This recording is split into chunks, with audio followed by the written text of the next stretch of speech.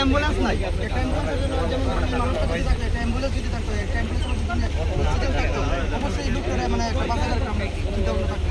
লোকটা মারা গেছে, যেমন তারা অনেক মিথ্যা কথা বলতেছে, তারা তামাশা দেওয়ার লাগে অনেক কিছু বলতেছে, আমরা তো এরকম মানবো না। যেমন তারা অনেক জায়গায় গেছে, যাওয়ার পরে হয়েছে একটা, হয়েছে আরেকটা, তারা বলতেছে কি ওই জায়গায় করে বাধ্য করা হয়েছে না। এখন আমার অধীনে যে আছে তারপরে তো আমার শোনা লাগবে। তারা এখন বর্তমানে কখন বলতেছে কি আমরা না করছি কাজ করার জন্য।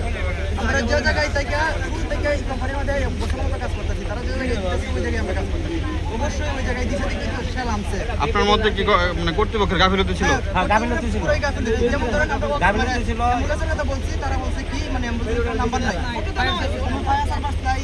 তারপরে ওই আরো যারা আছে এখানে একজন আসছিল, বড় ভাই একজন আসছিল, এখানে যে ম্যানেজারটা বলা হয়েছে, ম্যানেজার বলে ফোন দেওয়া হয়েছে, তারা আইতেছে এই সেই মানে আমরা 9 বুঝাইতেছি 10 মিনিট বলছে 10 মিনিট লাগবে এই জায়গায় 1 ঘন্টা বা মানে বাসায় বৈশা রয়েছে ওই জায়গায় 1 ঘন্টার ভিতরে মানে কোনো গাড়ির কোনো খোঁজ খবর নাই।